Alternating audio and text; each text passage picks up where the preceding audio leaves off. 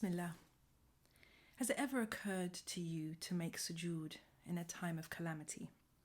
Not just any sujood, but sujood al-shukr, prostration for gratitude. In this Show Up Snippets, I'm going to share with you a story that I tell in my book, Show Up, a motivational message for Muslim women. And it was shared with me by a sister who came to see me while I was in the hospital with my late husband. And she told me the story of a couple who had a daughter who was very, very ill. And every time that they went to the doctors, their daughter had been kept in. And whenever they would give the couple some more bad news, the husband would turn to his wife and say, "Not yet." And they would go away, and then they came back again. They were told more bad news. And the husband turned to his wife and said, "Not yet."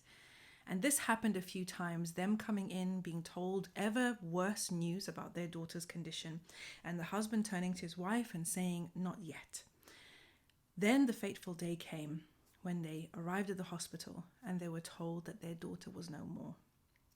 And upon receiving that news, the husband looked at his wife and said, "Now." And the two of them fell into sajdatul shukr. Now the hospital staff was amazed and some of them were horrified because sajdatul shukr is something that we do when we are thankful when something good happens.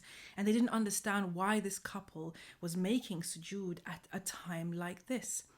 And the husband explained that him and his wife had already made the decision that if Allah subhanahu wa ta'ala took their daughter back, they would immediately default to gratitude. That they would display their gratitude to Allah for having blessed them with her in the first place, for having allowed them to be her parents, to be her caregivers for the time that she was allotted. And I don't know about you, but this story really affected me very deeply. And I made the decision that if, la qadr Allah, my husband did not survive, I would have the same response. And I talk about this in the book. I describe receiving the news of my husband's death and what led me to put my head to the ground in gratitude to Allah subhanahu wa ta'ala. So is there anything in your life that you feel you could potentially reframe as something to be grateful for? Sometimes it's not the loss. We focus so much on the loss because we're losing. All the time, every day we're losing. This life is a series of losses and disruptions to our norm. But every time we lose something, there's a reminder that we had it in the first place.